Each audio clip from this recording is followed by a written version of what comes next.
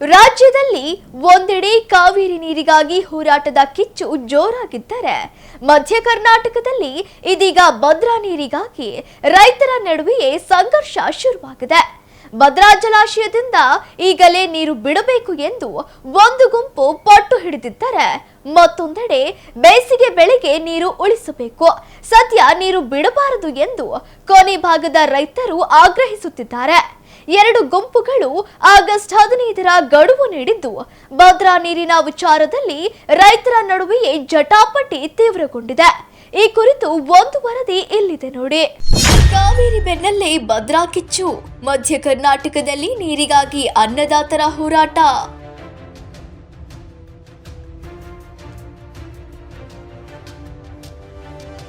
ಇಬ್ಬಾಗುವಾದ ರೈತರು, ತಕ್ಷಣ ನೀರು ಬಿಡಿ ವರ್ಸಸ್ ಈಗ ನೀರು ಬೇಡ ಎಂದ ರೈತ ಸಮೂಹ.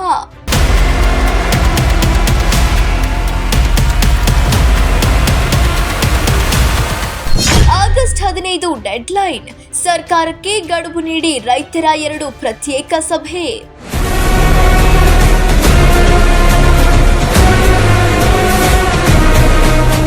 ಸಾಮಾನ್ಯ ರೈತರು ಕಂಗಾಲು, ಡ್ಯಾಂ ನೀರನ್ನೇ ನಂಬಿದ ಕೃಷಿಕರಲ್ಲಿ ಹೆಚ್ಚಿದ ಆತಂಕ.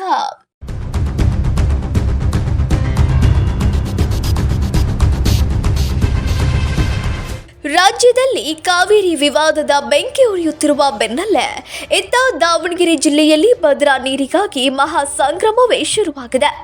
ಆದರೆ ಇಲ್ಲಿ ಹೋರಾಟ ಇರುವುದು ಬೇರೆ ರಾಜ್ಯದ ಮೇಲಲ್ಲ, ಬದಲಾಗಿ ನಮ್ಮದೇ ರೈತರ ಎರಡು ಗುಂಪುಗಳ ನಡುವೆ.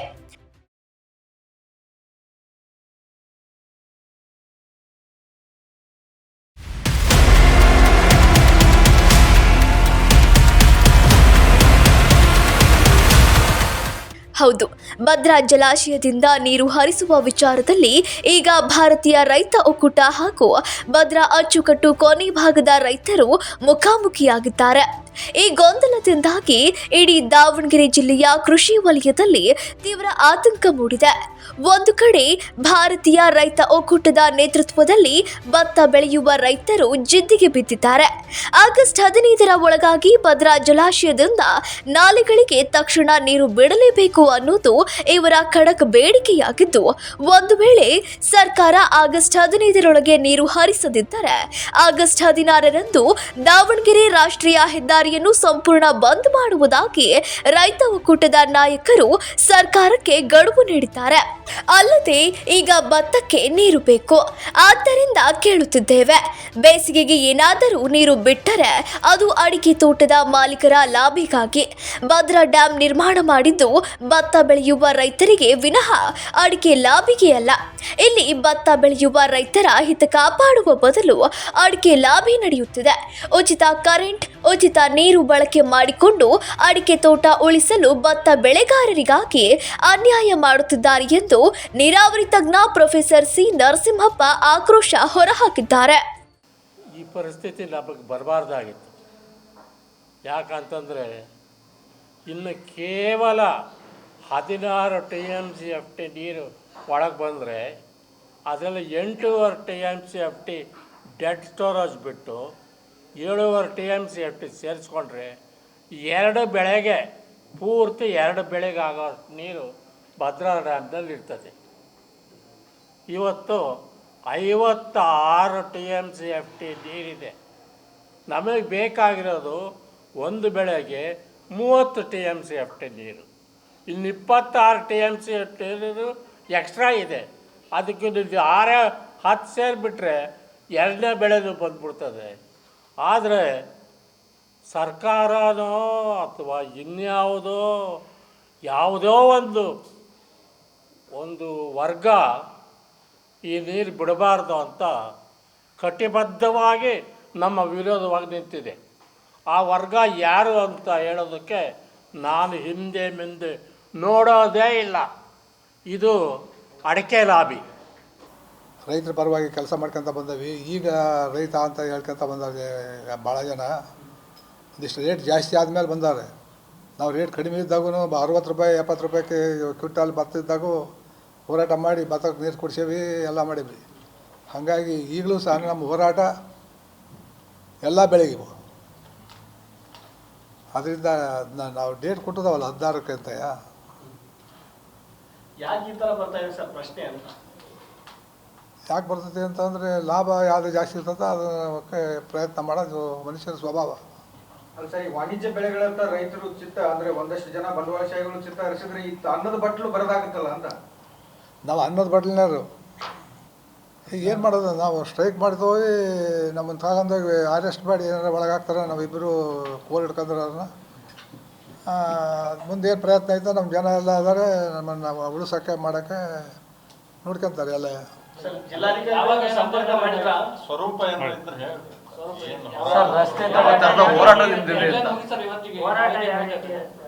ಮೊದಲು ಹರಿಹರದಿಂದ ಸ್ಟಾರ್ಟ್ ಮಾಡ್ಬೇಕು ಅಂತ ಇದ್ದೀವಿ. ಅಚ್ಚುಕಟ್ಟು ಪ್ರದೇಶದ ಎಲ್ಲ ರೈತರ ಕೂಗೊಂದೇ, ಮಳೆಗಾಲದಲ್ಲಿ ಭದ್ರಾ ನೀರನ್ನು ಕೊಟ್ಟರೆ ಮಾತ್ರ ಥೈಲ್ಯಾಂಡ್ಗೂ ಕೂಡ ನೀರು ಬಂದು ಭತ್ತ ಬೆಳೆಯೋದಕ್ಕೆ ಸಾಧ್ಯ ಇದೆ. ಬೇಸಿಗೆ ಒಳಗೆ ಕೊಟ್ಟರು ಅನ್ನೋದಾದರೆ ಯಾವುದೇ ಕಾರಣಕ್ಕೂ ಕೊನೆಯ ಭಾಗದ ಯಾವ ರೈತನಿಗೂ ಕೂಡ ನೀರು ಬರೋದಕ್ಕೆ ಸಾಧ್ಯ ಇಲ್ಲ. ಇವತ್ತು ನಾವು ಸುಮ್ಮನೆ ಏನು ಕೇಳ್ತಾ ಇಲ್ಲ.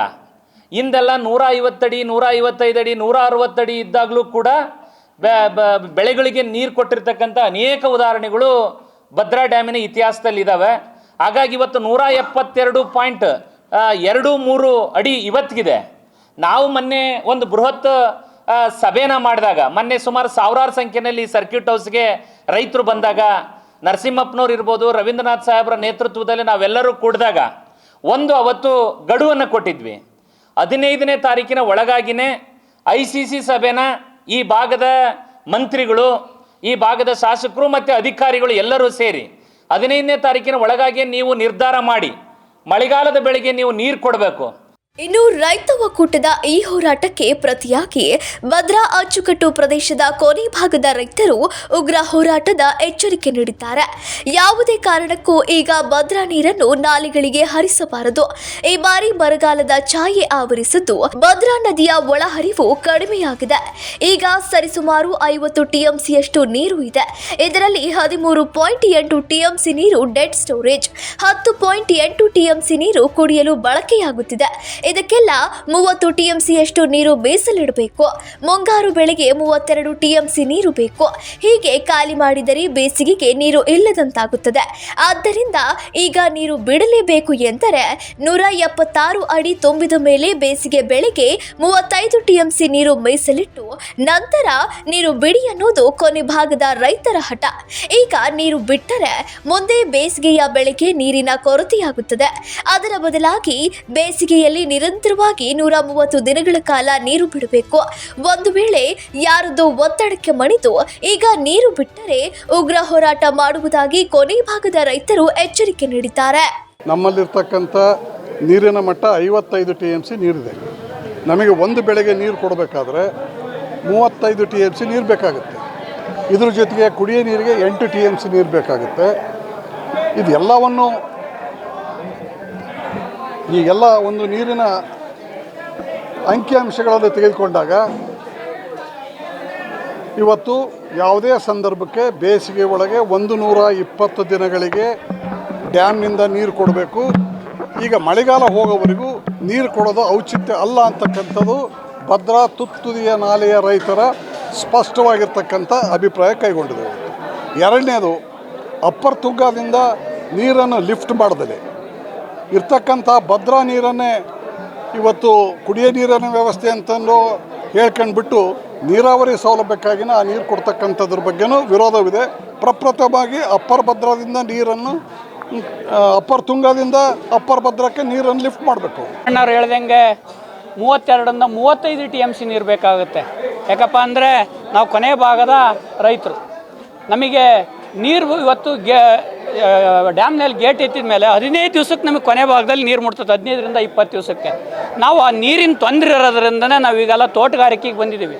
ನಾವು ತೋಟಗಾರಿಕೆ ಬದುಕಿಸ್ಬೇಕು ಅಂದರೆ ಬೇಸಿಕ್ ನೀರು ಬೇಕೇ ಬೇಕು. ಈಗ ಮಳೆಗಾಲದಲ್ಲಿ ನಾವು ಯಾವ ಥರನ ಬೋರ್ವೆಲ್ ಸ್ವಲ್ಪ ನೀರು ಹೊಡಿತವೆ. ಈಗ ನಾವು ತೋಟ ಬದುಕಿಸ್ತೀವಿ. ನಮಗೆ ಬೇಸಿಗೆಯಲ್ಲಿ 120 ದಿವಸ 130 ದಿವಸ ನೀರು ಕಂಟಿನ್ಯೂ ಇಲ್ಲ ಅಂದರೆ ನಮಗೆ ನಾವು ತೋಟ ಬದುಕ್ಸೋಕ್ಕಾಗಲ್ಲ. ಇವ್ರು ಈಗ ಎತ್ತಿ ಖಾಲಿ ಮಾಡಿದರೆ ನಾವು ರೈತರಿಗೆಲ್ಲ ವಿಷ ಕೊಟ್ಟಂಗೆ ಆಗ್ತತಿ. ಇದಕ್ಕೆ ಕಾರಣ ಈಗ ಎತ್ತಿದ ಸರ್ಕಾರನೇ ಕಾರಣ ಆಗ್ತತಿ ಅಂತ ಹೇಳ್ತಾ ನಾವು ರೈತರಿಗೆ ವಿಷ ಕೊಟ್ಟಂಗೆ ಆಗ್ತತಿ. ರೈತರನ್ನೆಲ್ಲ ಬದುಕಿಸ್ಬೇಕಂತ ಹೇಳ್ತಾ 120 ದಿವಸ ಕೊಟ್ಟರೆ ಬೇಸಿಗೆ ಭತ್ತನೂ ಬದುಕ್ತವೆ. 177 ಅಡಿ 1 ಇಂಚ್ ನೀರೈತಿ. ಅಂದರೆ ನಮಗೆ 55.13 TMC ನೀರು ಇವತ್ತು ಸಂಗ್ರಹ ಆಗಿದೆ. ಆಮೇಲೆ ಇವತ್ತು 4403 ಕ್ಯೂಸೆಕ್ಸ್ ಮಾತ್ರ ನೀರು ಒಳಹರಿವು ಬರ್ತಾಯಿದೆ. ಇದು ಆಶ್ಲೇಷ ಮಳೆ. ಆಶ್ಲೇಷ ಮಳೆಗೆ ಪ್ರತಿ ವರ್ಷ ಕಳೆದ 20 ವರ್ಷಗಳಿಂದನೂ ಕೂಡ ಈ ಹಿರೇಪುಷ್ಯ ಚಿಕ್ಕಮುಷ್ಯ ಮಳೆ ಅಂತಂದರೆ ರೈತರಿಗೆ ಸಂಪೂರ್ಣ ಭರವಸೆ. ಯಾವ ಮಳೆಗೆ ತುಂಬಲಿಲ್ಲದ್ರೂ ಕೂಡ ಅಸಲಿ ಮಳೆಗಂತೂ ತುಂಬತಪ್ಪ ಅಂತಂದು ಹಳ್ಳಿ ಒಳಗಿರ್ತಕ್ಕಂಥ ಹಿರಿ ಜೀವಿಗಳು ಹೇಳ್ತಿದ್ದಾರೆ ಇವತ್ತು. ಆದರೆ ಇವತ್ತು ಆಶ್ಲೇಷ ಮಳೆ, ಇವತ್ತು ವಾತಾವರಣ ನೋಡಿದರೆ ಒಳ್ಳೆ ಬೇಸಿಗಿದ್ದಂಗೆ ಐತಿ. ಬಿಸಿಲು ಮಠ ಸುರಿತಾ ಐತಿ. ಹಂಗಾಗಿ ಆಶ್ಲೇಷ ಮಳೆ ನಮ್ಮ ರೈತರ ನಿರೀಕ್ಷೆ ಮಾಡಿದಷ್ಟು ಆಶ್ಲೇಷ ಮಳೆ ಬರಲಿಲ್ಲ, ಕೈ ಕೊಡ್ತು.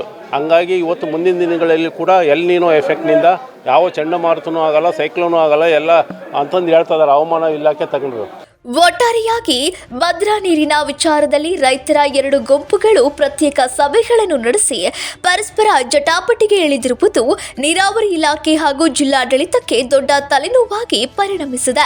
2 ಗುಂಪುಗಳ ಗೊಂದಲದ ನಡುವೆ ಭದ್ರಾ ನೀರನ್ನೇ ನಂಬಿ ಕೃಷಿ ಮಾಡುತ್ತಿರುವ ಸಾಮಾನ್ಯ ರೈತರು ಮಾತ್ರ ಮುಂದೇನು ಎಂದು ದಾರಿ ಕಾಣದೆ ತತ್ತರಿಸಿ ಹೋಗಿದ್ದಾರೆ.